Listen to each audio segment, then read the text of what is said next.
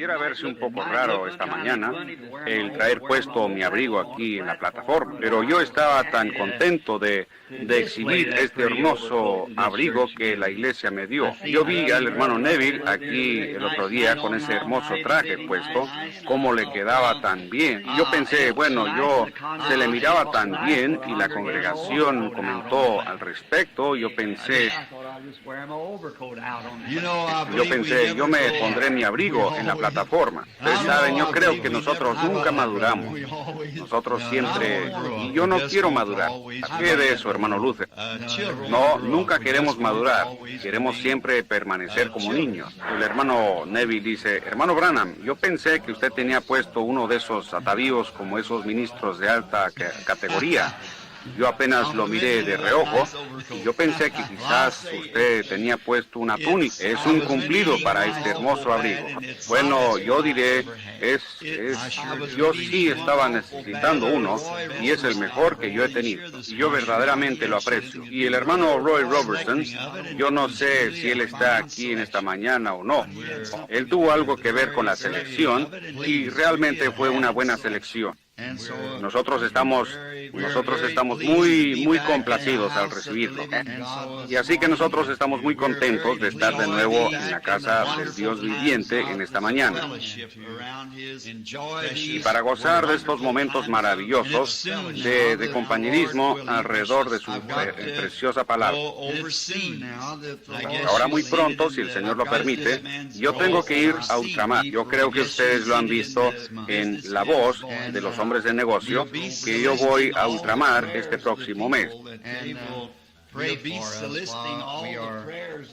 Y nosotros estaremos solicitando todas las oraciones del pueblo, que ellos oren por nosotros mientras estamos fuera. Pareciera ser que en ultramar mis reuniones son mejores, porque lo reciben mejor allá. En América, yo le estaba diciendo al hermano Mercer que yo escuché a... Primero, él me dio un tocadiscos y tenía los discos allí de algunos de mis sermones. Yo supe entonces, si alguien me ha de escuchar a mí, tendría que ser la gracia de Dios en ellos, porque yo pensé que yo pudiera hacerlo un poquito mejor. Él está grabando eso también, un poco, usted puede cortar esa parte. Él está deteniendo la grabadora, me imagino que al hacer eso lo está cortando. Pero yo les digo, yo estaba tan sorprendido. La peor predicación que alguna vez he escuchado en mi vida es la mía, correcto, en el disco. Yo me puse tan nervioso que ni siquiera podía cenar. Me enfermé, me levanté de la mesa, no pude dormir esa noche. Y ayer fui a Kentucky con el hermano Wood. Y de regreso yo le dije, hermano Wood, yo no veo cómo yo pudiera hacer que una persona viniera a oírme hablar. Es tan pésima. Me repito tanto y faltas de gramática y puntuación, no hay nada. Yo no sé. Yo dije, me anima en cierta manera de saber que tiene que ser Dios o nadie viniera en lo absoluto. Eso es correcto. Así que yo estaba hablando con el hermano Collins, me supongo que él está en el edificio. Así que yo le dije a él vino y yo le estaba contando acerca de eso. Yo dije, hermano Collins, yo honestamente, yo dije, yo casi tengo 30 años como un predicador. Y yo ciertamente debería de saber lo que es un sermón. Yo dije, eso es lo peor que yo he escuchado. Y él es un ministro metodista y su hermano es un hombre reconocido en la denominación metodista. Y él dijo, yo le diré, hermano Branham, dijo, las puntuaciones y quizás sus frases no terminen correctamente y cosas así. Pero, dijo, ¿alguna vez ha pensado usted en ese hombre que predicó en el día de Pentecostés, que ni siquiera podía firmar su propio nombre? Su nombre era Pedro. Dijo, yo me imagino que aquello no estaba puntualizado muy correctamente. Pero ven ustedes lo que hace a un hombre poner sus ojos sobre eso. Uno escucha estas difusiones de radio y eso está todo escrito. ¿Ven ustedes? Y ellos pueden escribirlo y puntualizarlo y esas cosas porque ellos lo están leyendo. Yo me paré con Charles Fuller, predicando detrás de una estructura de madera como de este tamaño, como su plataforma. Y todo lo que él dijo, él lo leyó. Número 1, número 2, número 3, número 4, así hasta que lo dijo todo correctamente y a tiempo. Y estaba todo censurado por la radio y demás, y con Billy Graham, yo he visto lo de él y demás, donde ellos solo se paran allí y lo hablan, solo lo leen tan rápido como ellos pueden leerlo, y está todo listo. Así que me supongo que tendrían bien la puntuación, pero el problema conmigo es que ni siquiera lo podría leer. Así, y si lo escribo, estoy seguro que no pudiera leerlo. Así que es la sublime gracia, ¿verdad?, de ver lo que Él puede hacer por nosotros. Pero yo estoy agradecido de comenzar ahora, finalizando este año, para comenzar un año nuevo. Yo escuché una línea de oración y ciertamente no estuve satisfecho con la línea de oración tampoco al escuchar eso. Es la primera vez que yo me he escuchado de esa manera para un mensaje y yo ciertamente estaba sorprendido. Las líneas de oración no están funcionando correctamente. No, yo pienso que dentro de poco sucederá que todos tendrán que saber todo con respecto a ellos mismos antes de que crean. Y empezando desde el primero del año, yo quiero cambiar eso. Solo empezar la línea de oración como Dios me diga. Esta persona está fuera de línea, o si hubiera algo mal, yo me detendré con él. Dejar que los demás sigan su camino. Porque haciéndolo así, uno no logra pasar suficiente gente. ¿Ven? La gente sabe dónde está y quién es y lo que ha hecho, pero ellos encuentran algo que no está alineado correctamente con Dios. Ese es el momento de que uno se detenga con ese, es decir, este es. ¿Ven? Así que yo creo que quizá se haga un poco de alteración, hermano Leo, desde que los oí. Yo confío que Dios nos ayudará en el año que viene. Ahora, yo creo que en esta noche tienen servicios aquí en el tabernáculo. Yo voy a estar aquí en la carretera 62 con el hermano Ruddle esta noche. Yo tengo entendido que ellos van a tener un servicio de vigilia aquí, y el hermano Ruddle me había pedido para ese servicio de vigilia, pero he estado pensando que quizás yo regrese al tabernáculo para esa noche. Porque yo siempre he tratado de estar en el tabernáculo en la víspera de Año Nuevo. Yo quería regresar para estar con los hermanos aquí. Así que hasta cierto punto me comprometí un poco y yo estaré con el hermano Ruddle en esta noche allá en la carretera 62. En el antiguo Club 62, que ha sido convertido en una iglesia. Entonces el miércoles en la noche estaré aquí de regreso para el servicio de vigilia. Y entonces el jueves partiremos para Chicago y de ahí seguimos a Filadelfia y luego a Ultramar. Y en esta mañana no queremos retenerlos por mucho tiempo porque tenemos las entrevistas y los servicios continuarán. Y diré que desde el último servicio de oración aquí, yo estoy muy agradecido por los resultados que se obtuvieron del último servicio de oración. Ciertamente es una cosa maravillosa lo que nuestro Señor puede hacer cuando su pueblo se reúne. Los que llamarán el nombre del Señor, reuniéndose, yo creo que así es, y orarán, entonces Dios oirá del cielo. Así que vamos a inclinar nuestros rostros solo por un momento mientras miramos hacia Él para que nos dé la inspiración que se necesita para este mensaje. Señor, tú has sido nuestro refugio y fortaleza en todas las generaciones. Nuestros padres antes de nosotros confiaron en ti y no fueron confundidos.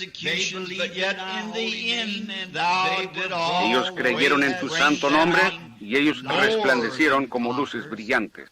Y nosotros miramos hacia ellos, como ha dicho el poeta, huellas en las arenas del tiempo, nuestras partidas dejan detrás de nosotros huellas en las arenas del tiempo.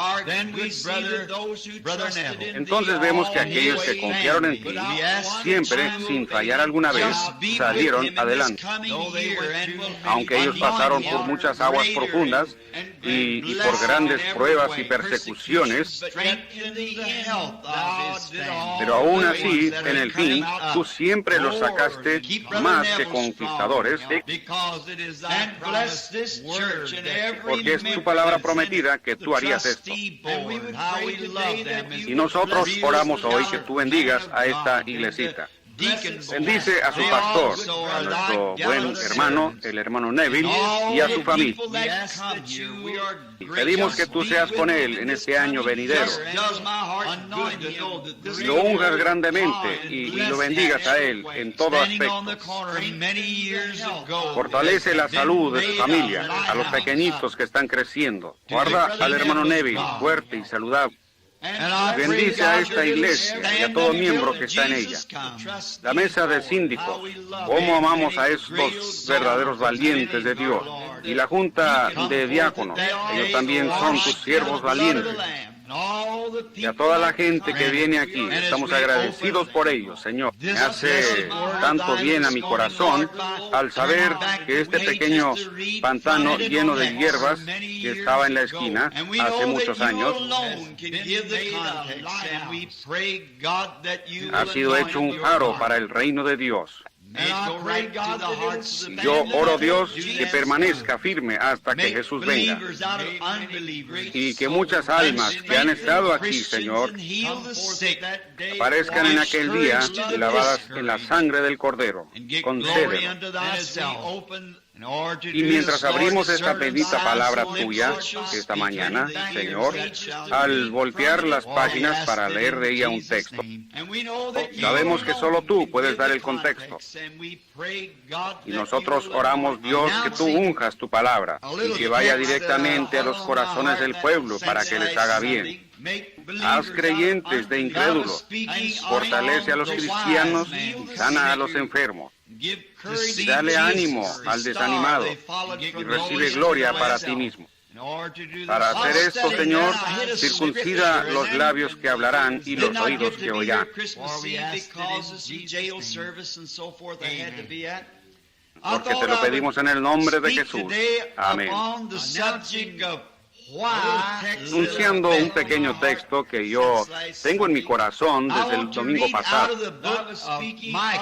Y yo estaba hablando sobre los hombres sabios viniendo a ver a Jesús, la estrella que ellos siguieron desde el este hasta el oeste. Mientras estudiaba eso, yo llegué a una escritura. Y entonces no pude estar aquí para la víspera de Navidad por causa de un servicio en la cárcel y demás. Yo tuve que estar allá. Pensé que hablaría hoy sobre el tema de ¿por qué la pequeña Belén? Yo quiero leer del libro de Miqueas, el profeta, uno de los profetas menores, el capítulo 5 y el versículo 2. Se lee así. Pero tú, Belén Efrata, pequeña para estar entre las familias de Judá,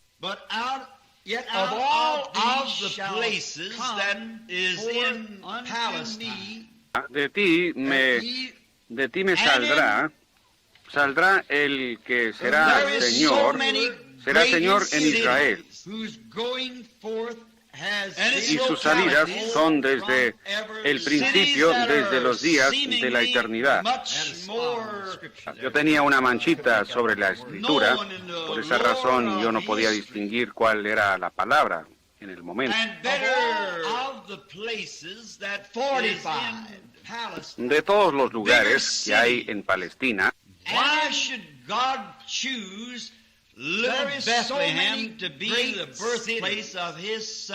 y allí hay muchas grandes ciudades y sus localidades,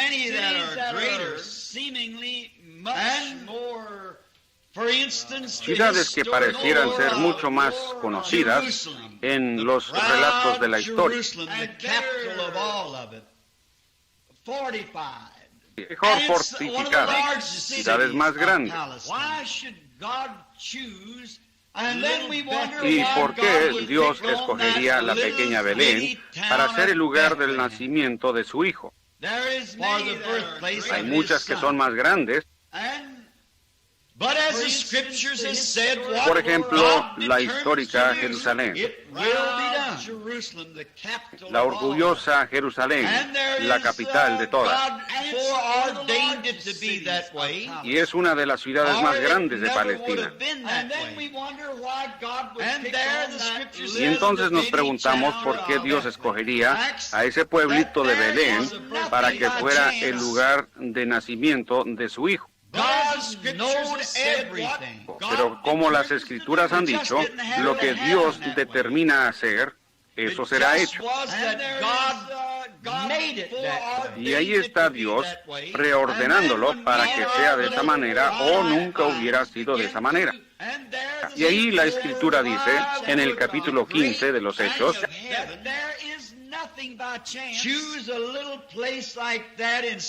que no hay nada por casualidad, Dios sabía todo. Y no es que sucedió por casualidad,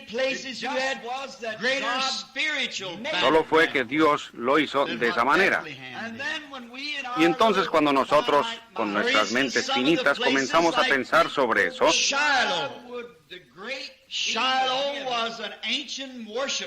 ¿por qué el gran Rey del cielo escogería un lugarcito tan pequeño como ese en vez de la capital? En vez de algún, y aún allá habían muchos lugares que tenían una historia espiritual más grande que la que tenía Belén.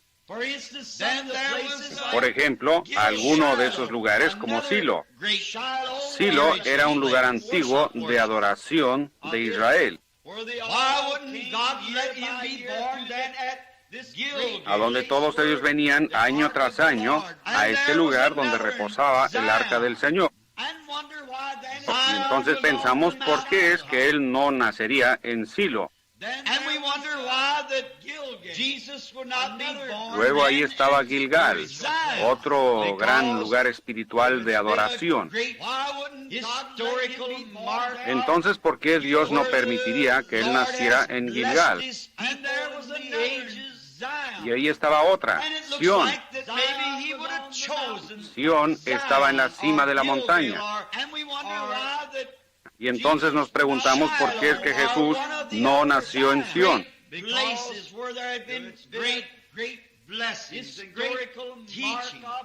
Porque ha sido un punto histórico donde el Señor ha bendecido a su pueblo a través de las edades. Y pareciera como que quizás él hubiera escogido a Sión, o Gilgal, o Silo, o uno de los otros grandes lugares donde habían tenido grandes bendiciones y grandes enseñanzas. Y habían otras grandes ciudades, tales como Hebrón. Ese era el lugar para un hombre que estaba buscando una ciudad de refugio, un lugar de seguridad. Estaba también Ramot de Galad, otro lugar de refugio a donde la gente podía venir, la cual hubiera sido muy apropiada para que él naciera allí. Y quizá, si yo lo hubiera estado pensando, yo lo hubiera traído a él a Cades Barnea, porque esa era la silla de juicio y un lugar de refugio. Quizás yo lo hubiera traído a esa parte del país para que fuera su lugar de nacimiento. O quizás nosotros le hubiéramos escogido alguna de las otras ciudades.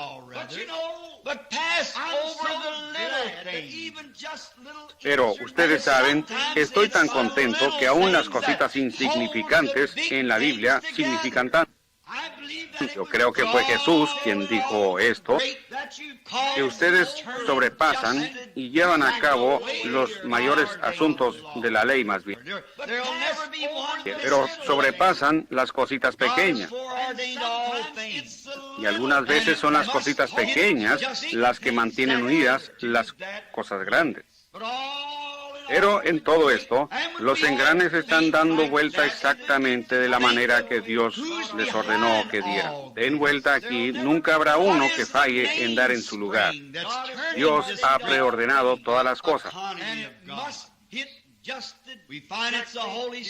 Y tienen que acertar exactamente en ese lugar. Y cuando nosotros obtengamos fe como esa, y empecemos a pensar quién está detrás de todo esto,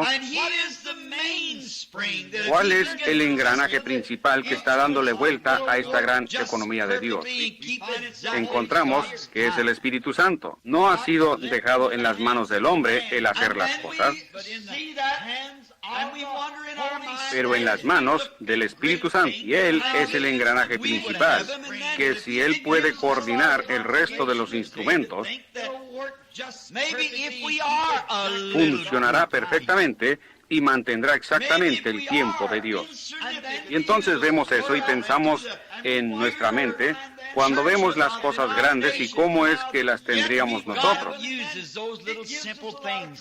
Y entonces nos da mucha consolación hoy al pensar que quizás seamos un grupito de gente, quizás nosotros seamos insignificantes para el mundo y para las grandes iglesias denominacionales.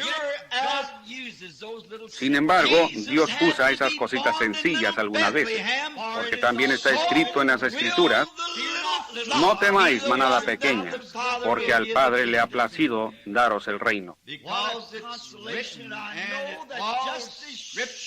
Qué consolación que yo sé que así como Jesús tuvo que nacer en la pequeña Belén,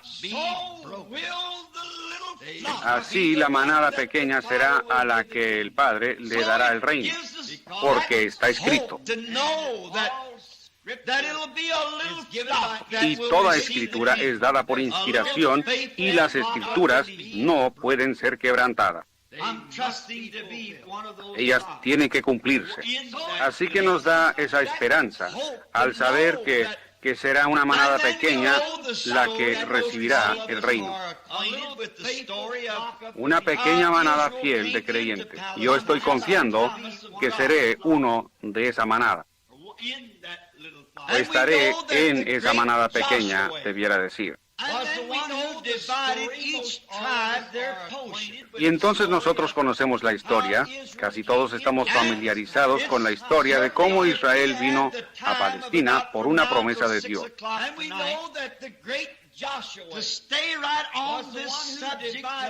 Y sabemos que el gran Josué fue el que repartió su porción a cada tribu.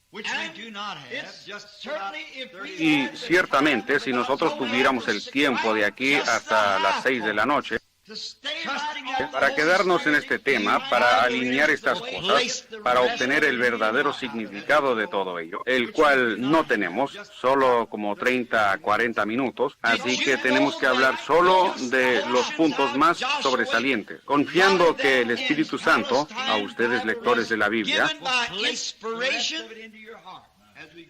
les colocará el resto de ello en su corazón mientras proseguimos. ¿Sabían ustedes que las porciones, como Josué las repartió en Palestina, fueron dadas por inspiración?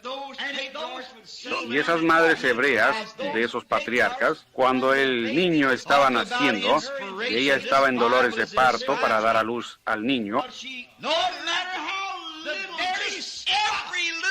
ella emitía el mismo sitio donde esos patriarcas se establecerían y estarían en los últimos días. Habla usted de inspiración, esta Biblia está inspirada. No importa qué tan pequeña, toda pequeña escritura tiene una cosa tan sobresaliente en la escritura, en el gran cuadro. Toda palabra es inspirada. Y de eso depende el destino de las almas. Porque es la palabra del inmortal y eterno Dios. Y aún esas madres, cuando el niño estaba naciendo y ella emitía su voz, los colocaba posicionalmente donde ellos estarían en la tierra prometida cientos de años después. Y Josué, sin saber eso, sin embargo, por la misma inspiración, los colocó exactamente donde ellos debieran estar. Y Josué repartió la porción a Judá. Si notan en el mapa, geográficamente está al oeste de la llanura del mar, a unas cuantas millas al sur de Jerusalén, la capital. Y cuando Judá estaba recibiendo la parte, o su parte mejor dicho, en la tierra, su provincia, nosotros así le llamaríamos. Es extraño, pero esta pequeña ciudad, Belén, ni siquiera fue mencionada. Sin embargo, allí estaba, porque Abraham, o yo creo que fue Rebeca, quien fue sepultada en ese lugar. Pero solo debió haber sido una pequeña aldea de alguna clase. Porque si leen Josué 5, se darán cuenta que habían como 115 ciudades mayores bajo el dominio de Judá, aparte de las aldeas y pueblitos. 115 ciudades son mencionadas. Y quizás cuando fueron divididas, Belén era tan pequeña, quizás solo había una casita o dos. Ni siquiera fue mencionada en la herencia. Y entonces nos damos cuenta que realmente nunca llegó a ser conocida. El que la fundó fue el hijo de Caleb, cuyo nombre fue Salma, y él la fundó. La Biblia dice que él fue el padre de ella, lo que significa que él fue el fundador de Belén. En otras palabras, él quizás se mudó allí y empezó algunas clases de negocio y comercio e intercambios, etcétera, que hizo que se desarrollara. Y más tarde hallaremos que la verdadera razón que todos los demás estaban celosos de esa pequeña porción de terreno, la cual está hacia el norte y este, y se inclina un poco hacia el sur en ese pico.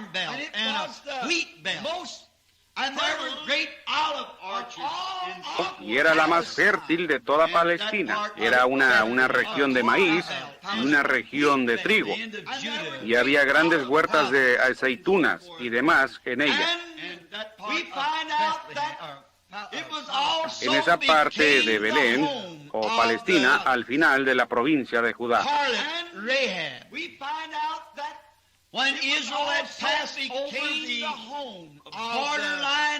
Y hallamos que también llegó a ser la casa de Rahab, la ramera. Cuando Israel había cruzado la frontera del río Jordán a Palestina, nosotros estamos familiarizados con la historia de Rahab, la ramera. Ahora, vamos a formar un cuadro de ella en esta mañana por unos cuantos minutos. Como una joven hermosa, que por causa de alguna desventura en la vida, había sido obligada en eso, siendo una pagana. Había sido obligada a esa clase de vida que ella estaba viviendo. Y en muchas ocasiones la gente es obligada a la clase de vida que ellos viven. Yo estaba en la prisión la otra noche para ver a un hombre que estaba cumpliendo una sentencia. Y yo lo tomé de la mano y hablé con él. Yo dije, ¿por qué hiciste una cosa como esa? Y tomándome de la mano, él empezó a hablar. Y él fue forzado a lo que estaba haciendo. Yo dije, porque tú permitiste que eso te obligara a hacer eso. Tú no tienes que hacer eso. Tú, ni ningún hombre tiene que beber. Yo dije, yo mismo soy nervioso, pero no hay necesidad de eso. Y esta joven, después de que ella hubo oído por primera vez de Israel, y de un Dios, que era un Dios que respondía a la oración. No solo un Dios a quien orar, pero un Dios que respondía. Cuando ella oyó que había un Dios de milagros, que podía obrar milagros, que secó los mares y que hizo que lloviera pan de los cielos, su corazón empezó a temblar. Y cuando ella recibió el primer mensaje de dos predicadores que fueron allá, ella aceptó rápidamente con todo su corazón. Y ahí estaba un cordón de grana colgado de su ventana, como una protección para su casa, por causa de que ella había recibido el mensaje. Quizás yo añada aquí, ¿sabían ustedes que ella tipificó a la iglesia gentil? Ella era una gentil, y ella era un tipo de la iglesia gentil. Cuando ellos oyeron el mensaje, todos nosotros nos encontrábamos en prostitución espiritual, cometiendo fornicaciones espirituales en contra del Dios del cielo, en toda clase de cosas, en toda clase de denominaciones y religiones. Pero cuando nosotros oímos que había un Dios que todavía vivía, que podía obrar milagros, rápidamente nosotros recibimos el mensaje. Y la sangre del Señor Jesús fue aplicada, la cual hizo el cordón de grana. Y para no entrar en detalles, ustedes saben cómo ella lo colgó de su ventana públicamente. La sangre fue desplegada públicamente.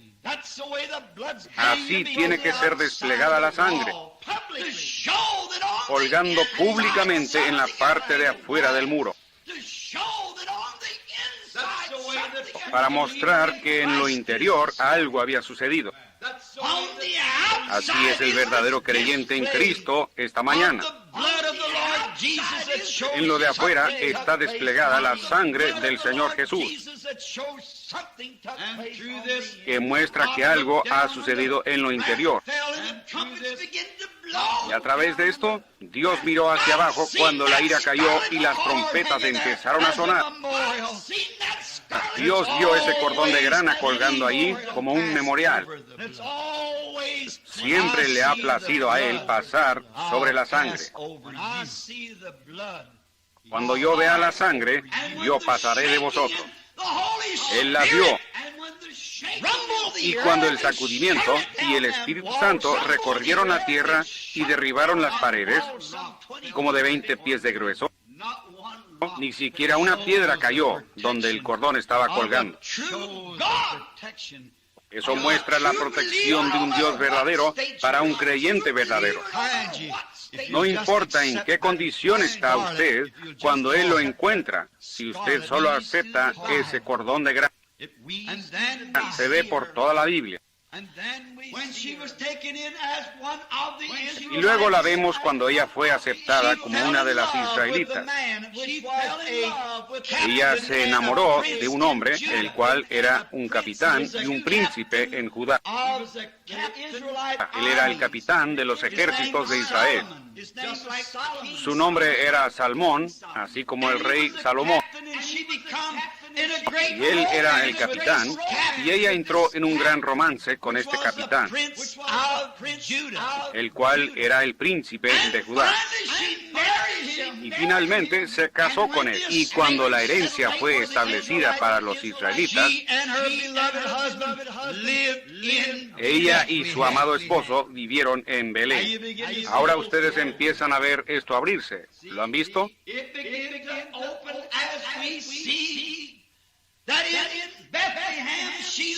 Se empieza a abrir cuando vemos que ella vivió en Belén, siendo una novia gentil para un judío. ¿Por qué? Porque ella creyó en un Dios que obra milagros. Y cuando vemos de dónde vino ella, de haber salido de una casa de mala fama, de prostitución, a través de su conversión y de su fe infalible en Dios, eso la sacó de una casa de prostitución a una casa hermosa en Belén. ¡Qué diferencia! Así obra con todos nosotros. De una casa de incredulidad y frustraciones, esos actos inmorales y todo lo demás, a un lugar, una posición en Cristo, lo cual es de lo más hermoso, de lo ridículo a lo sublime. Esa es la diferencia efectuada por nuestra conversión. Y notaron ustedes que ella se casó con un príncipe de la casa de Judá, un capitán. Ese capitán representó a Cristo, que tomó una novia gentil para sí mismo. De lo más bajo de lo bajo al principal y mejor lugar en la tierra, como veremos más adelante en nuestro mensaje. Para probar que así fue, nada más pudiera ser sino eso. Ellos son un tipo de la iglesia gentil. Y encontramos que ellos tuvieron un hogar amoroso en Belén, como Salmón lo había establecido. Y llegó a ser un gran lugar y las tierras fértiles. Y qué hermoso es pensar en esa gran región de trigo allí, que sería el lugar del pan del mundo. Y eso es verdad. Con razón Jesús tuvo que nacer allí, porque Él era el pan de vida, y era a donde toda la nación venía por su trigo. Toda la nación venía por su maíz, porque fue en Belén donde estaban esas tierras fértiles. Y ven ustedes esa cosita pequeña, diciendo, oh, era la provincia del trigo. Sin embargo, eso significaba algo.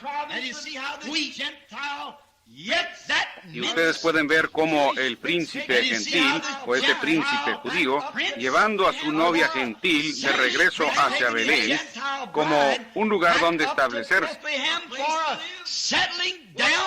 un lugar para vivir donde había pan en abundancia. Encontramos que a través de este gran romance y la gran obediencia de fe de parte de Rahab la ramera, ella dio en nacimiento un hijo a Salmón, y su nombre fue Booz. Y todos nosotros estamos familiarizados con otra gran historia atada ahora a este eslabón. Y Booz nació en Belén de Salmón y Rahab la ramera.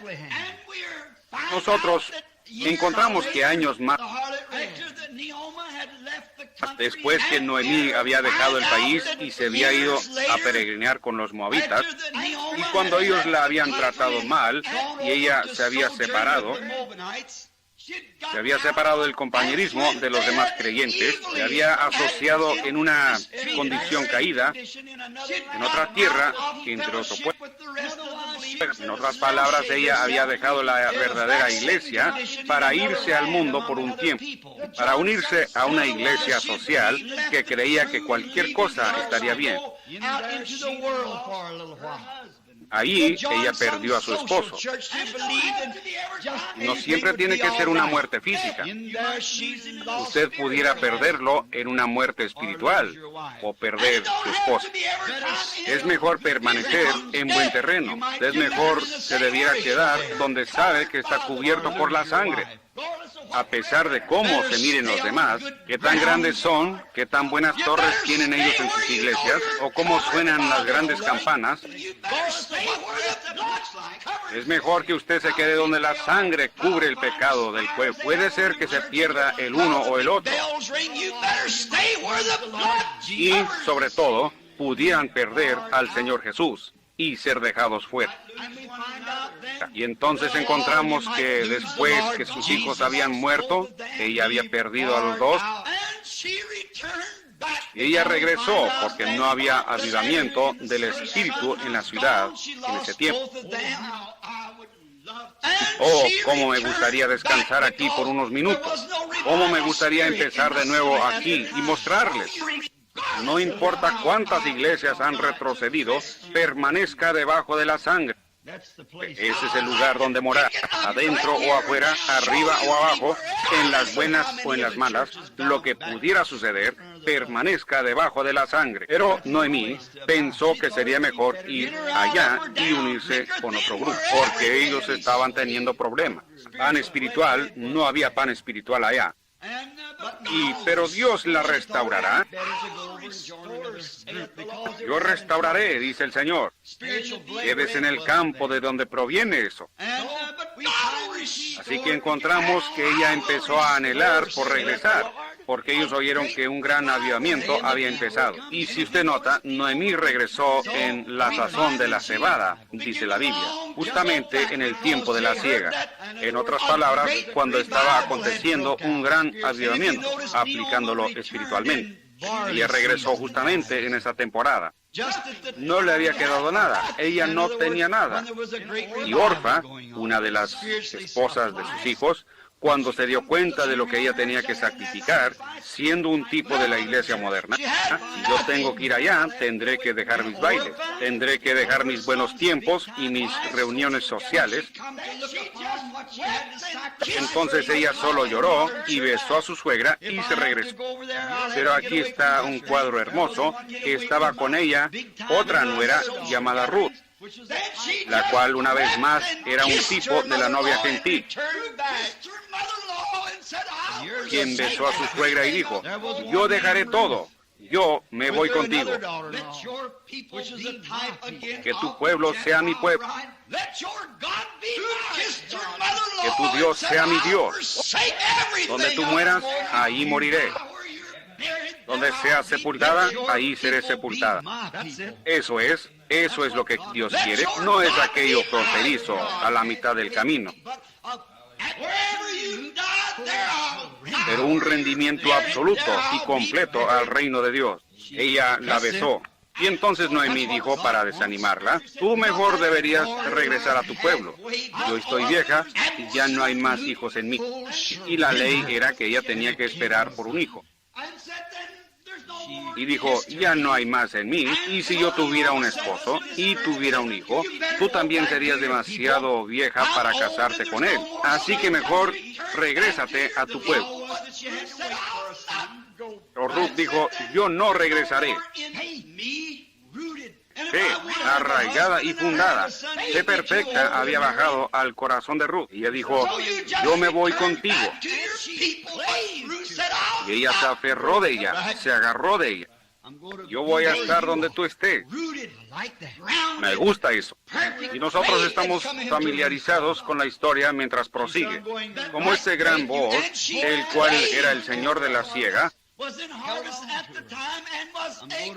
era en el tiempo de la siega, y él era un pariente de Noemí.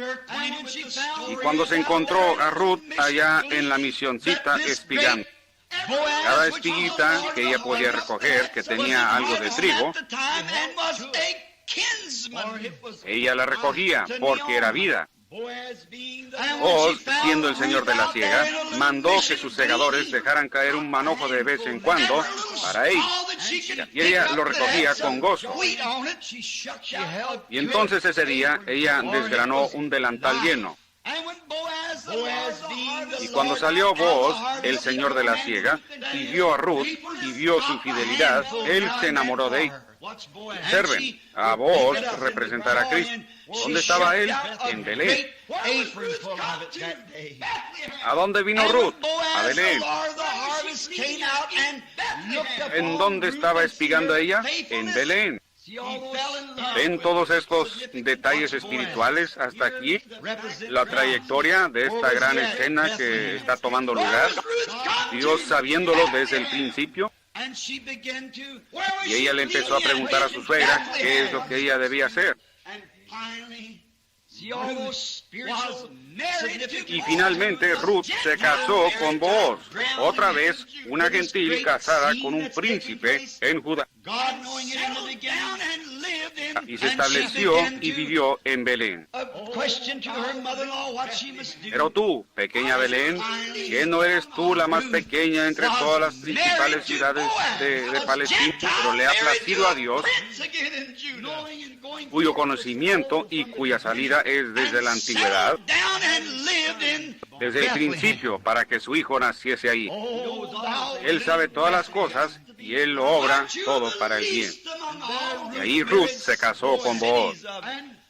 Y cuando se casaron Ruth y Booz, si tuviéramos tiempo para entrar en esa gran historia, la cual es una de las más grandes escenas de amor en todas las edades, cuando Ruth y Booz se casaron. Recuerden, paremos aquí solo por un minuto. Es tan hermoso para sobrepasar. Ruth era una gentil. Ella no tenía herencia con los judíos, así como nosotros los gentiles no teníamos herencia. Así que Noemí realmente era la heredera. Así que ella había perdido todas las propiedades que tenía en el principio. Todos sus bienes habían sido vendidos en una subasta pública. Por lo tanto, ella había sido excomunicada y se había ido.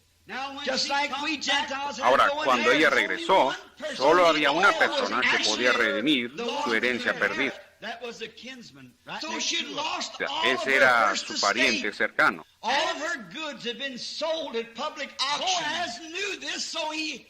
Y Booz sabía esto, así que él tenía que obrar de alguna manera para obtener a esta muchacha gentil por esposa. ¿Y qué es lo que tenía que hacer?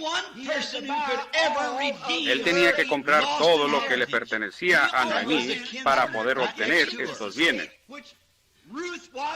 Y Ruth era parte de lo que le pertenecía a Noemí. Y el único hombre que podía comprarlo tenía que ser una persona que era pariente, un pariente cercano. Esa era la ley de redención. Y la única manera en que Cristo pudo haber comprado la herencia de la recaída de Israel era llegar a ser un pariente. La única manera en que Dios podía redimir a la raza humana era que Dios mismo tenía que hacerse carne. Y Jesús fue Dios hecho pariente para la raza humana. Él era Emmanuel.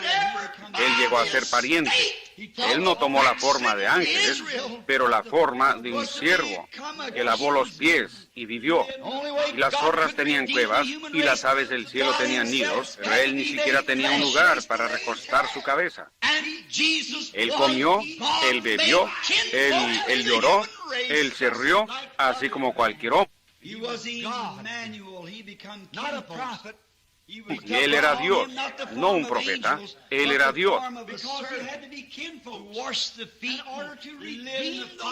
Porque él tenía que ser pariente para poder redimir la raza humana perdida. Así, Booz, en este gran tipo en Belén, miren dónde este pariente nació para la raza humana. Tenía que ser. Y entonces, cuando este gran Booz la redimió, él tuvo que hacer una demostración pública que él había redimido todo lo que ella había perdido. Así que él fue a la puerta de Belén, otra vez, a esa pequeña ciudad. Él llamó a los ancianos de la ciudad. Y él les dio a saber que ese mismo día él había comprado todo lo que ella tenía, lo que Noemí había perdido. Todo lo que ella perdió, él lo redimió. Y él se quitó su zapato y lo tiró ante el pueblo como una insignia. Y si hubiera alguien que tenga alguna razón para decir algo, dígalo ahora. Porque esto es un memorial que yo he redimido todo lo que ella perdió. Oh, bendito sea el nombre del Señor. Y cuando vino nuestro pariente, Jesús de Nazaret, nacido en Belén, él se paró en la cima de Gólgota y fue levantado entre los cielos y la tierra, como un memorial que él había redimido todo lo que la raza humana había perdido en la caída. ¿Cómo puede el hombre despreciar sanidad divina y los poderes de la resurrección del Señor Jesús cuando en el Calvario fue hecha una insignia pública? Que yo he redimido toda la raza humana y todo lo que han perdido. Redimió nuestra alma, redimió nuestro cuerpo, redimió todo lo que nosotros perdimos en la caída. Nuestro pariente redentor vino y fue hecho carne y habitó entre nosotros. Y ofreció la insignia y dijo, consumado es. ¿Qué se consumó? Todo está consumado.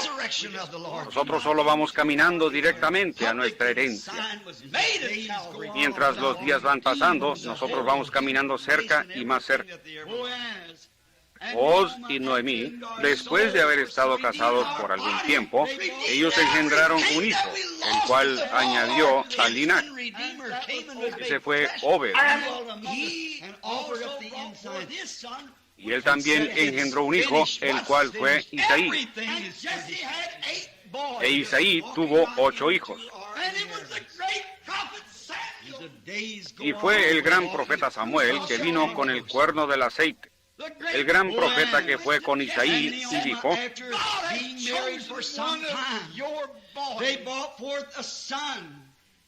Dios ha escogido a uno de tus muchachos para gobernar y servir a mi pueblo. Y fue del otro lado del campo, en un pequeño corral para las ovejas, de donde un muchachito rubio, flaquito, fue traído. David, el más viejo, el más joven, y Samuel derramó el aceite de unción sobre él en la presencia de todos sus hermanos y de los que estaban presentes. Y probó que Dios lo había ungido rey. ¿Dónde fue eso? En Belén. Gloria a Dios en las alturas.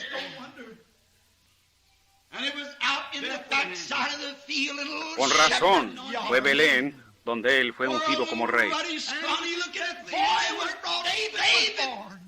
Fue en Belén donde nació David. Y su gran hijo, Jesús, también tuvo que nacer en Belén, porque había tal unidad entre los dos, como padre e hijo. Este gran hijo no solamente fue el hijo, él fue la raíz y el linaje de David. Él fue aún antes de David, él será después de David. Él fue de la eternidad hasta la eternidad. Pero de acuerdo a la carne y todas las cosas que tenían que ser cumplidas, él era el hijo de David. Él habría de nacer años después en esta misma Belén, en esta pequeña ciudad abandonada. Pero todo el tiempo allí, ¿notaron? Que estaba obrando un gran misterio poderoso que nadie parecía entender. Esa es la misma cosa que existe hoy en la Belén de Dios. Está obrando una señal misteriosa, pero parece que nadie la entiende. Es algo que va por encima de la cabeza de la gente. Parece que ellos no lo captan. No importa qué se ha hecho o qué se dice, y la parte misteriosa de las cosas que se han hecho, la gente dirá: oh, bueno, me supongo que todo está bien. Y siguen adelante, pero ellos no lo entienden. Ellos no lo pueden captar, no lo pueden obtener. Y eso es lo que Dios estaba haciendo en Belén, en Judá. Él está obrando, todas estas cosas pequeñas se están moviendo hasta llegar a una gran culminación. David, cuando él fue ungido rey, siendo un muchachito, él era rubio, pero algo debió haber estado en él que a Dios le pareció real. El más pequeñito, el más pequeño de la familia. Los demás muchachos eran hombres grandes, finos, y se verían bien con los mantos y con una corona sobre su cabeza. Pero Dios enseñó lo que él miraba. No la apariencia exterior, pero lo interior de un hombre. Él miró a su corazón. Y él sabía lo que había en el corazón de David. No importaba cómo se le miraba la corona. Él estaba buscándose un hombre que fuera conforme a su propio corazón. Y David sería un hombre conforme a su propio corazón. Por eso fue que él vertió el aceite de la unción, o mandó que fuera vertido sobre David, el cual, el nombre de David significa... Y años después, eso fue representado muy bien en Jesús, el amado. El hijo de David, quien habría de venir a cumplir todas las cosas que habían sido prometidas. En esta pequeña ciudad de Belén fue donde estas cosas sucedieron. Y fue en las mismas colinas de Judea donde David había apacentado sus ovejas. Muchos años después, ahí fue donde los ángeles cantaron su primer villancico en las colinas de Judea, mirando hacia Belén.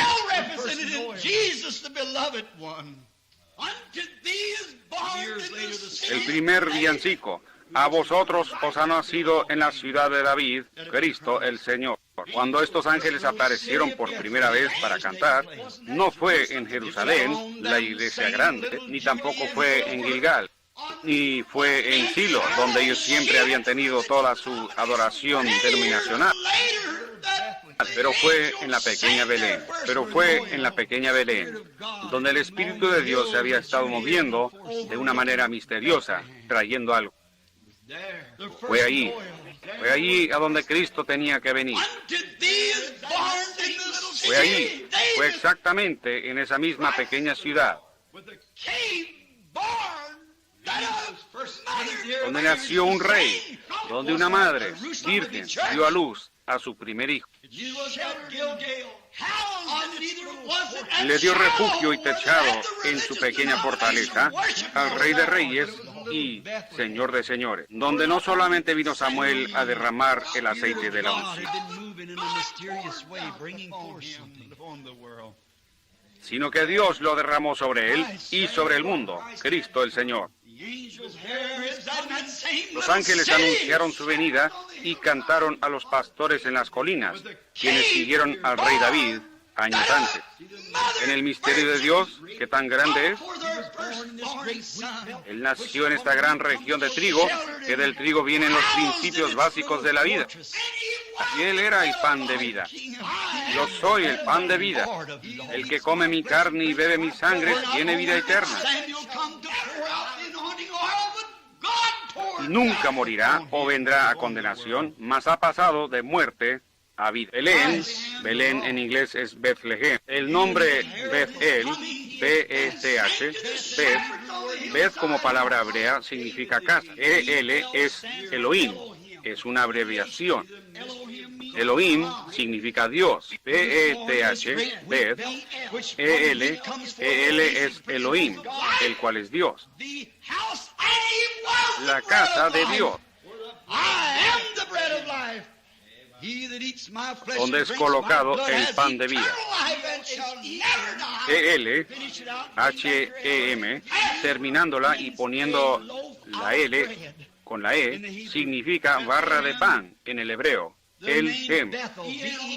E-L es Dios, Elohim. B-E-T-H es pan, o sea, B-E-T-H es casa. E-L es Elohim abreviado. Entonces, E-L-H-E-M es pan. ¿Qué fue él? La casa del pan de Dios. La casa del pan de Dios. Casa, Beth, Elohim, Dios, El-Hem, pan. La casa del pan de Dios significa Bethlehem. ¿Dónde más podría él haber nacido sino allí? Pero fue ocultado de todos menos al profeta. Él dijo, él saldrá de Belén. Ellos estaban buscando en Jerusalén, estaban buscando en la gran Silo, estaban buscando por todas partes. Pero él salió de Belén, porque era la casa del pan de vida de Dios. Él es la canasta del pan de Dios para el mundo. Ahí estaba, nacido en Belén. Él no pudo haber nacido en ninguna otra parte. Podrían haber muchas cosas grandes. Yo estaba estudiando esta semana de los distintos aspectos espirituales de esto, el por qué tuvo él que nacer en Belén. Cuando yo toqué estos puntos, el Espíritu Santo me arrebató y yo dije, oh Dios, eso es suficiente. Ahora lo veo. Él no pudo haber nacido en otra parte sino en Belén. Era el lugar del pan de la nación. Era el pan de toda la casa de Israel, el que salía de ahí. Él era el pan de vida que descendió del cielo, el maná espiritual. Tuvo que salir de Belén, el linaje del pan, el lugar donde se encuentra el pan. Belén, la hornada del pan. Ahora, Jesús siendo el pan de vida, el hombre comerá de él, dijo él, y nunca morirá. Otro gran evento que yo no podría dejar de mencionar era cuando David estaba en su momento más crítico, cuando él era un fugitivo. Él ya había sido ungido, él sabía lo que habría de ser. Él habría de ser rey. Dios lo dijo, y sin embargo él fue odiado. Él estaba parado entre dos grandes fuegos. Aquí estaban los filisteos de un lado persiguiendo. Aquí estaba Saúl del otro lado. Él era un hombre sin patria, así como está la iglesia hoy, la verdadera iglesia viviente de Dios, sin denominación o ninguna otra cosa. Ella se para sola, sin embargo, se ha derramado la unción sobre ella. Ella sabe lo que es. ¿Cómo puede llegar a cumplirse? El diablo en ambos lados persiguiendo a David. Él se había refugiado en fortalezas, en el desierto y en cuevas, tratando de esconderse. Una pequeña banda de guerreros fieles, solo unos pocos creyendo como él.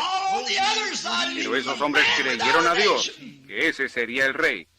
Así son los creyentes de hoy, que están escondidos de lugar en lugar. Pero sin embargo, ellos saben quién viene para ser rey. A mí no me interesa quién va a ser presidente. Sabemos que Él viene y se mira más lejos que nunca. Cuando la ciencia está tratando de gobernar y dicen que pueden hacer un hombre, que pueden hacer esto y que ellos pueden tomar un conejo y sacarle polen y hacer otro conejo y demás, tratando de desaprobar la palabra de Dios. Sin embargo, hay un pueblo que cree en Dios que se para tan firme como siempre. No importa lo que venga o vaya, ellos todavía creen en Dios. Dios es verdadero. Ellos se aferran de las manos incambiables de Dios. En medio de batalla, en medio de lágrimas, en medio de enfermedad y muerte, ellos aún así se aferran de la mano incambiable de Dios. Ellos saben que Él viene como rey. La gente hoy se ríe y hace burla de ellos y los llaman aleluyas, los llaman de todo lo que quieren. Pero esos guerreros de Dios se paran fieles en el puesto del deber. Pudieran llamarlos el grupo sanador, pudieran llamarlos montón de fanáticos o lo que desean. Ellos se aferran a ese rey. Ellos saben que Él viene en poder. Aunque los demás tomen su nombre en vano, se burlen y se mofen del pueblo quien cree en Él. Llamándolos desechados, escoria. Eso no los molesta en nada. Ellos se mantienen fieles en el puesto del deber. Esos guerreros que estaban con David se mantuvieron a su lado. Si un filisteo venía, él tenía que pelear. Con quien fuera, ellos eran acechados por todos lados. Sobre David, en su mente estaba todo confundido. Él pensó, Señor, ¿cómo puede ser? Ustedes saben, algunas veces los líderes pasan por cosas que la congregación no sabe por lo que ellos están pasando. Cuando uno piensa de promesas que Dios ha hecho, entonces, ¿por qué no se cumplen? Ellos no se lo dicen a su congregación. Ellos no se lo comentan a la gente con la cual se asocia. Pero hay muchas frustraciones en el corazón de un verdadero líder. David estaba sentado ahí, su garganta estaba quemándole y estaba en pleno verano. Los filisteos estaban tomando ventaja de esa división entre David y Saúl buscaba a David por donde quiera y los filisteos también, y luego los filisteos buscaban a los israelitas. ¡Qué tiempo de confusión!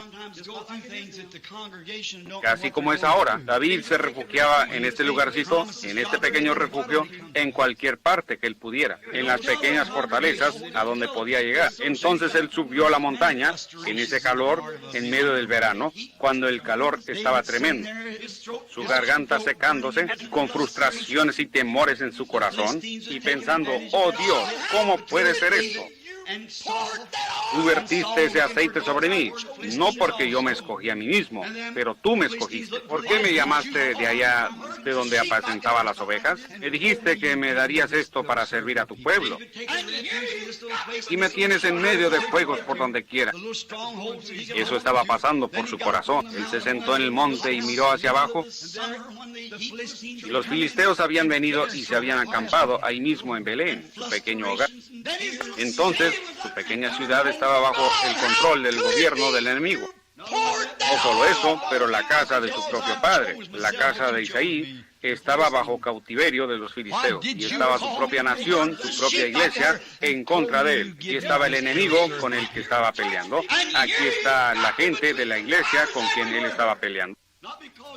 No porque él quería, pero porque él fue forzado a hacer eso. Y muchas veces nosotros somos forzados a hacer cosas y a decir cosas que nosotros no queremos decir, como real líder espiritual. Pero él es forzado a hacer eso. Él tiene que escoger un lado y mostrar sus colores. Yo tomaré el camino con la minoría despreciada del Señor, dijo el escritor del himno. Así que ahí estaba él, en ese día caluroso, sin duda caminando para atrás y para adelante, y mirando hacia abajo a través de ese extenso valle, como de 25 millas para ir y venir. Allí estaba la casa de su propio padre, en cautividad por los filisteos. Y estaba Saúl al cruzar al otro lado. Y aquí venía sentado en medio de los dos partidos, ¿ven? Para tomar su lado, viendo este tiempo tan tremendo cuando Israel estaba toda quebrantada. La iglesia se dividió en diferentes denominaciones, por así decirlo. Aquí estaba parado David, sin saber qué hacer. Sin embargo, sabía que sobre él estaba la unción.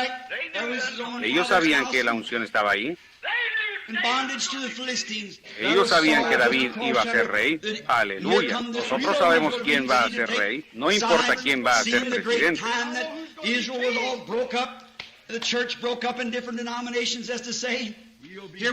Él será rey. Yo sé que se necesita algo para pararse, pero Dios me ayude a cerrar mis ojos a las denominaciones y a todo lo demás, y fijarme en ese cuadro espiritual de más allá, que Él es el rey venidero. Yo le serviré a Él.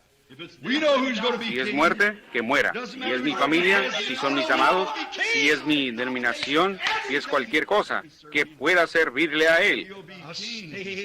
Yo me quedaré con Él. Esos son los guerreros de Dios, como los que estuvieron con David, que tenían sus manos sobre sus espadas, dispuestos a caminar en cualquier momento. Así es como caminan los guerreros de Dios, listos. El enemigo dice, tú tienes que tomarte un traguito para ser sociable. Yo no tocaré tus cosas inmundas. Amén. Allí está el enemigo. Allí está el guerrero. Oh, ¿por qué no renuncia usted a esa cosa de aleluya que usted cree? Yo creeré en Dios. Yo me quedaré fiel. Ahí lo tienen. Ahí están los guerreros. Oh, ¿qué quiere decir? No hay tal cosa como sanidad divina. Eso es lo que piensa usted. Yo sé mejor. ¿Ven? No hay tal cosa como el bautismo del Espíritu Santo. Esos días han pasado. Eso es lo que piensa usted. Yo ya lo he recibido. Usted ha llegado demasiado tarde para decirme algo al respecto. Ellos sabían que la unción estaba sobre ese muchachito rubio. Ellos sabían que él iba a ser rey. Pero David estaba frustrado en su propia mente. Yo puedo imaginarme. Solo observémoslo por un minuto. Se regresa allá, se sienta y mira hacia abajo y piensa. Mi propia amada ciudad Belén. Mírala ahí, donde las grandes cosas de Dios han sucedido. Donde el padre de mi padre, de mi padre, de mi padre nació. Donde mi tatarabuela allá pronunció en el tiempo del nacimiento de Judá, de cuya tribu yo soy, que más allá está algo sobrenatural. Ella pronunció su lugar y Josué colocó a ese hijo ahí mismo. Y de ahí han venido todas estas cosas. Tiene que ser. Yo era un pastor y tú vertiste el aceite sobre mi cabeza. Tú dijiste que yo sería rey. Yo te creo. Amén. Entonces él regresa y mira hacia abajo y piensa, bueno, allá muy abajo en mi pequeña ciudad donde nací, está ese grupito donde me asociaba en aquellos días buenos del pasado. Sería mejor si los metodistas miraran hacia sus buenos días de antaño, cuando ellos eran pocos y esparcidos en escuelitas aquí en América, cayéndose bajo el poder de Dios, echando agua en sus caras. Sería mejor para ustedes bautistas también mirar hacia atrás de donde ustedes vinieron, y el resto de ustedes pentecostales miren hacia atrás de donde vinieron. Eso es correcto. Allí, en el calor de la batalla, David empezó a pensar, oh, yo me puedo acordar de aquellas noches cuando me acostaba allá al lado de ese monte. Yo me acuerdo cuando miraba aquellas estrellas, como ellas se movían allá arriba, y cómo Dios habló a mi pequeño corazón de muchacho. Me puedo acordar de cuando entré tanto en el Espíritu un día, mirando a las nubes y a los pastos verdes y refrescantes, hasta que yo grité bajo el Espíritu y canté: Jehová es mi pastor, nada me faltará. Aunque ande en valle de sombra de muerte, no temeré mal alguno, porque tú estarás conmigo. Oh Señor, aquí estaba Él en las meras quijadas de la muerte en ese momento, en ambos lados. Aunque ande en valle de sombra de muerte, esos buenos días antiguos, cuando el Espíritu estaba conmigo, cuando Dios estaba conmigo, yo entoné sus alabanzas. Yo me gocé en él. Yo recuerdo en una ocasión en que vino un león una mañana y atrapó a una de mis ovejas. Y el Espíritu de Dios vino sobre mí y yo fui y lo agarré y lo corté en pedazos. Yo me acuerdo de aquella liberación. Oh, yo me puedo acordar de esa tarde un poco antes que el sol se metiera. Un oso vino y atrapó a una y yo lo maté. Esas grandes liberaciones. Yo recuerdo cuando entoné sus alabanzas en los días de mi juventud, cuando yo apacentaba a mis ovejas. Oh Dios, regrésame a ese lugar. Regrésame a mi primer amor. Regrésame y dame mi cayado de pastor. Dame ese rebaño de ovejas otra vez. Permíteme andar por allá solo para adorarte. Eso, algunas veces pensamos eso, pero estamos en el calor de la batalla. Algo tiene que hacerse. Nosotros fuimos muchachos en una ocasión, ahora nosotros somos hombres adultos. Allá está en marcha. Yo recuerdo cuando el acerrín estaba todo pisoteado en el piso y la gente clamaba y gritaba, y de tanta gente que había, uno no se podía acercar por ningún lado. Pero no es así hoy en día. Allá está rugiendo. Oh, ya no es William Branham, el muchachito predicador. Uno tiene que producir algo. Sí, señor, tiene que haber algo diferente. El tiempo está en marcha, la batalla ruge, el fuego está encendido, el tiempo para ser liberado. La gente, todos los que fueron hallados escritos en el libro. Ahora el tiempo ha llegado. David y toda su frustración, caminando para atrás y para adelante y pensando: oh, este día caluroso, oh, hace tanto calor, oh, Saúl quizás vendrá por este lado, los filisteos por este lado, ejércitos por donde quiera alrededor, y aquí estamos nosotros sentados en la boca de una cueva, y sin embargo, el aceite de la unción está sobre mí. ¿Cómo puede ser? Oh Dios, ¿cómo puede ser? Oh, cómo quisiera un trago de agua. Entonces en su mente regresó allá, junto a las puertas de Belén. Ahí había un pozo. No había otra agua como esa agua. Ustedes saben, Palestina tiene alguna agua muy mala. Ellos tienen aguas malísimas y aún tienen fiebre del agua negra y cosas en ella. Y mucha de esa agua es alcalina, la cual lo mataría a uno. Pero en Belén también es donde está la fuente principal de agua para la provincia. No había otra agua como la que tenía Belén. David solía pensar, cuando yo llevaba mis ovejas y empezaba por la mañana, yo pasaba por ese pozo antiguo y bebía. Oh, qué fresca y qué dulce, cómo saciaba la sed. Y ahora su garganta le comenzaba a pedir, y aún ungido. Oh, si tan solo pudiera tener un trago de agua. Ahora sus guerreros, y él exclamó en su desesperación: oh, si alguien me trajera un trago otra vez de aquel pozo antiguo de allá en Belén. Oh, después de haber soñado de todos los días de su juventud y de las victorias, y luego verlo aquí en el lugar donde él estaba sentado en medio de los fuegos. Él exclamó: oh, si alguien pudiera traerme agua de Belén. A sus guerreros no podían interpretar sus pensamientos. Pero hermano, ellos lo amaban con todo lo que estaba en ellos. El menor de sus deseos era un mandamiento para ellos. Desde sus poderosos guerreros sacaron sus espadas. Se escabulleron del campamento y se abrieron camino a espada por 25 millas. Y al irse, ellos sin duda pensó: ¿dónde están ellos? ¿Qué han hecho? ¿Dónde fueron ellos? ¿Sabían que estaban arriesgando su vida? Ellos estaban en medio de las quijadas de la muerte, a través de una línea de 25 millas, emboscadas por donde quiera, las espadas resplandeciendo y los escudos retumbando. Pero su hombre, su hermano que ellos creían que sería rey, deseaba un trago de agua. Oh hermano, me pregunto si los guerreros de hoy estarán dispuestos a abrirse camino a través del formalismo, dudas e incredulidad, para refrescarse en la presencia del Señor y sus deseos. El menor de tus deseos, si es África, India, si es por la calle, donde quiera que sea, el menor de tus deseos. El menor de tus deseos, Señor, es mi mandamiento. La muerte no significa nada para mí. Mi popularidad, lo que soy, lo que seré, no significa nada, Señor, solo para cumplir tus deseos. Esos son los guerreros que están parados al lado de Él. Y ellos me llaman aleluya, si mi nombre es escandalizado, si ellos me dan un puntapié en la calle, eso no interesa. Tu deseo es mi mandato. Ese es el real soldado. ¿Qué hicieron ellos? Ellos pelearon abriéndose camino hasta que llegaron a ese pozo. Sacaron agua con el cántaro y venían de regreso, peleando, cortando su camino a izquierda y derecha hasta llegar a la presencia de David. Y dijeron, aquí lo tienes, mi señor. Oh, Señor. ¿Qué?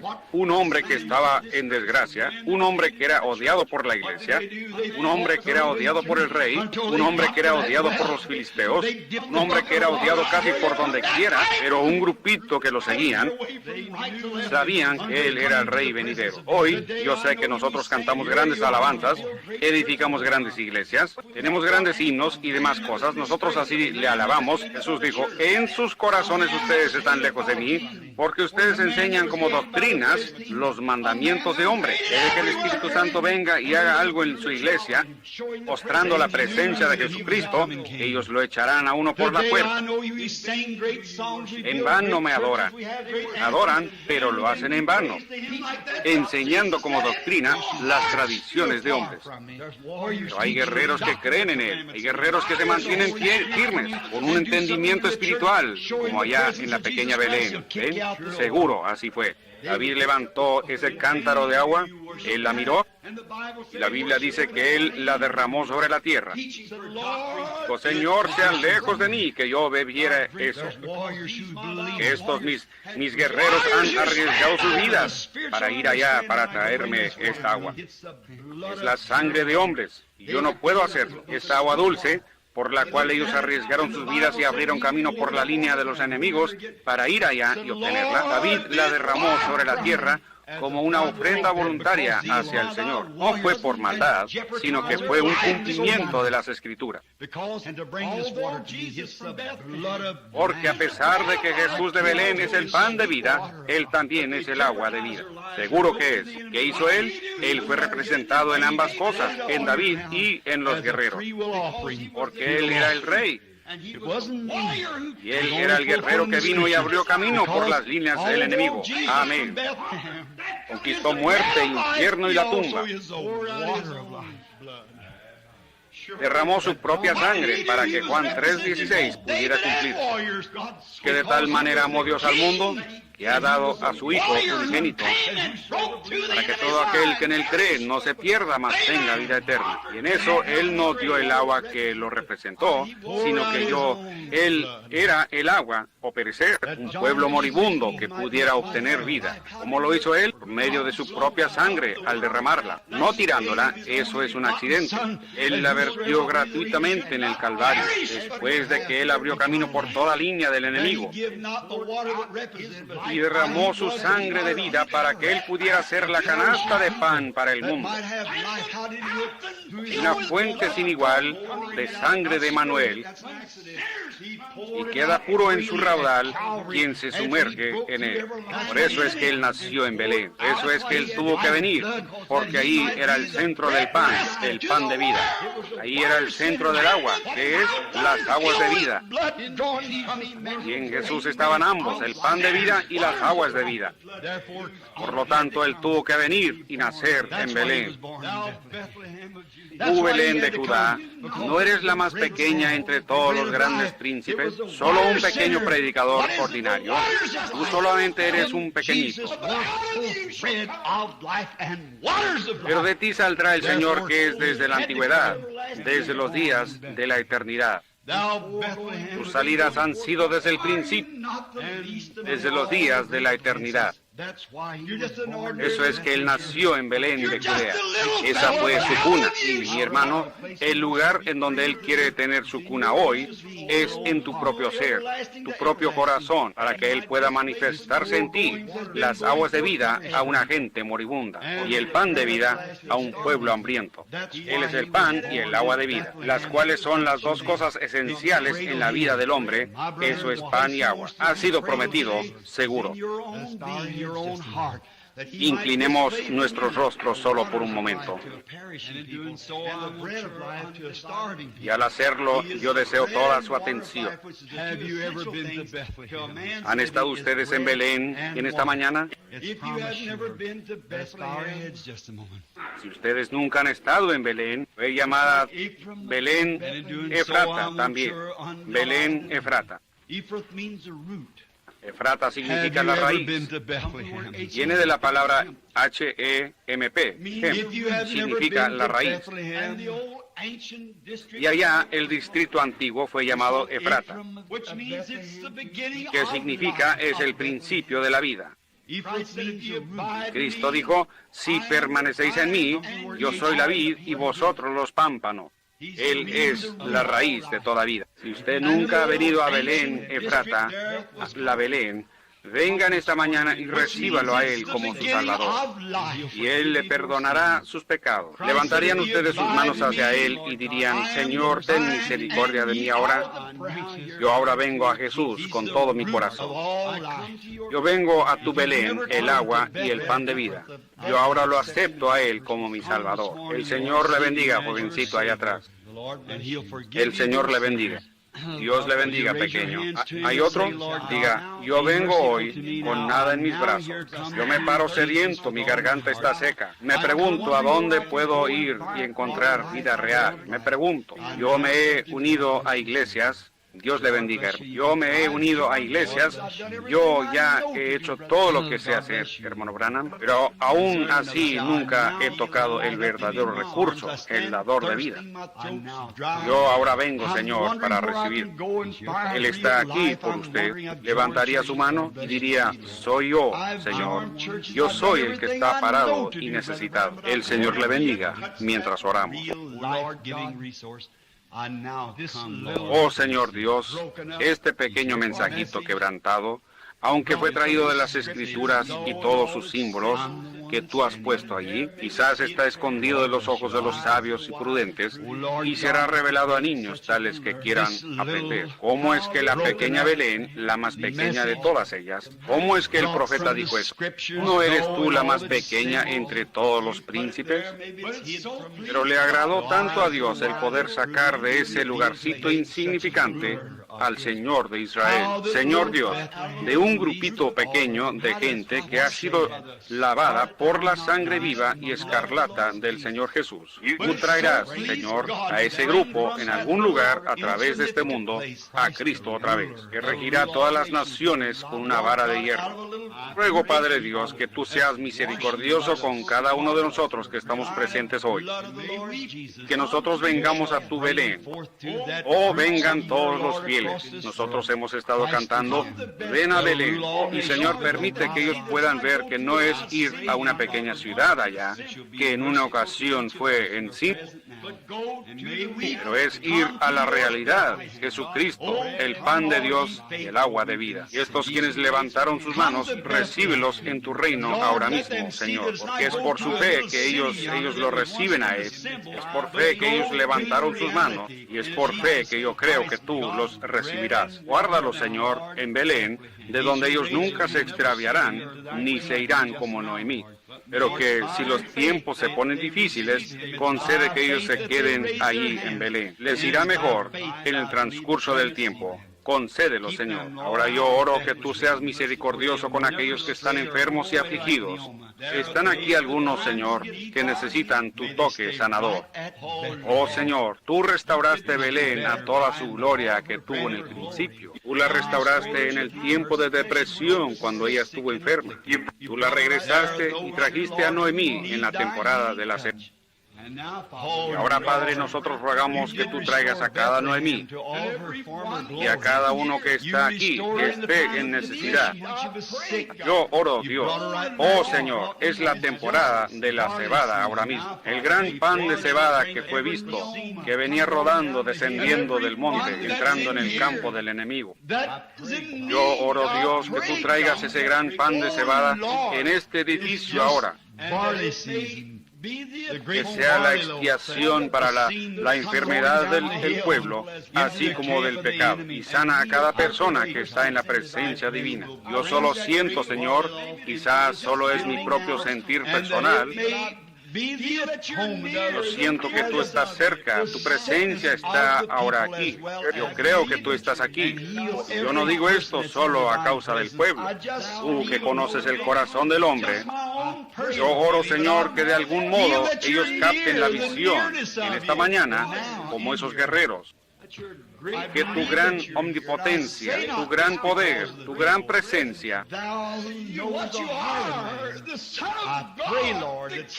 tú siendo quien eres, el Hijo de Dios, el Rey, el ungido, que estás entre nosotros, ellos capten el vislumbre de esto en sus almas y sean sanados de sus aflicciones. Yo hago esta oración mientras les entrego esto, en el nombre de Jesucristo, tu Hijo. Amén. That you're in the midst of us. They'll catch the glimpse of it in their souls and be healed of their afflictions. I pray this prayer as I place it to them in the name of Jesus Christ, thy Son. Yo creo en Dios, todas sus palabras, y yo creo que cada parte de su palabra está divinamente inspirada. Yo creo que Él no es yo era, pero Él es yo soy, una presencia que siempre existe.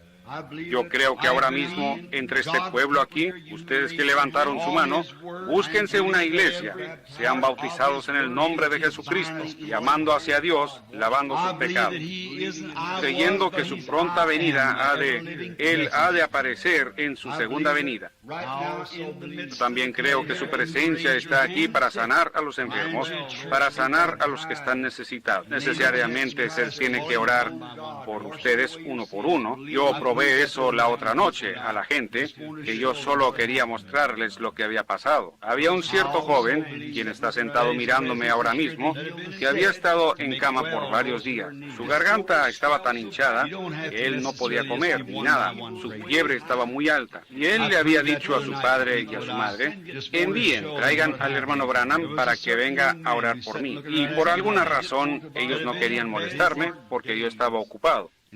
Y algo me dirigió a ir a su casa. Mientras estaba sentado allí, ellos trataron de traerle un plato al joven, con un huevo muy blando y alguna otra cosa, y un poco de frijoles blandos molidos, y él estaba tratando de tragárselo, y les daba vueltas, con un dedo los molía, sus dientes estaban todos hinchados y el pus le corría de ellos, y él trataba de molerlos así con sus dedos y trataba de pasarlos por su garganta así, y él masticó una o dos veces y él no podía hacerlo ya más, lo empujó hacia atrás. Yo estaba sentado ahí sin haber orado. Y una cosa pequeña, uno no puede decirle a todos lo que está sucediendo. Yo dije, Señor, ahora está muy cerca el fin del año. Hay algo que viene, algo nuevo. Permíteme, Señor. ¿Es esto? ¿Es esto? Tan pronto como yo empecé a decir eso, y a decir, ahora en mi corazón, yo sé que tú estás aquí. El joven extendió la mano y tomó otro bocado, y otro bocado, y otro bocado, y otro bocado. Y limpió todo su plato y se subió a su carro y se fue. Oh, Él es Dios. ¿Ven? Su presencia, su presencia. Es solo dejarlo a Él que esté presente. El otro día cuando tomaron la última fotografía, cuando yo lo vi a Él parado allí, yo lo vi a Él y pensé, bien, yo he visto al ángel del Señor en esos, yo sé que fue maravilloso, pero cuando Él tomó esta, entonces como a las 3 de la mañana, Él me despertó y me dijo lo que iba a pasar, y me lo explicó todo, y cómo estaría la armadura y todo, me enseñó cosas ahí que yo nunca había visto. Yo entré y la cogí y la miré, y ahí estaba. Yo nunca lo había visto antes. Oh, qué sensación trajo eso para mí. La consolación de saber que Él está presente.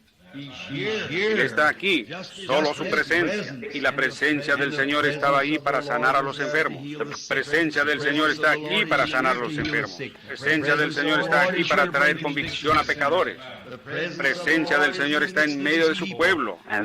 Él es el Belén de Dios, llena de pan y agua. Yo estoy tan contento, ¿también ustedes?, de que tenemos un lugar a donde venir y comer y vivir para siempre. Ahora el Señor les bendiga. ¿Tiene algo que quiere decir, hermano? Pongámonos de pie por un momento. Nuestro antiguo canto de despedida lleva el nombre de Jesús contigo. ¿Cuántos aman al Señor? Veamos sus manos levantadas muy alto. Mientras ustedes tienen sus manos levantadas, ahora bájenlas y dense la mano con alguien que esté parado a un lado de usted. Diga, Dios le bendiga, peregrino. Dios le bendiga. Eso es correcto. Luego alrededor. Muy bien. Eso es solo para que ustedes se conozcan los unos a los otros. Muy bien. Ahora miremos hacia arriba a los cielos y cantemos esta alabanza ahora.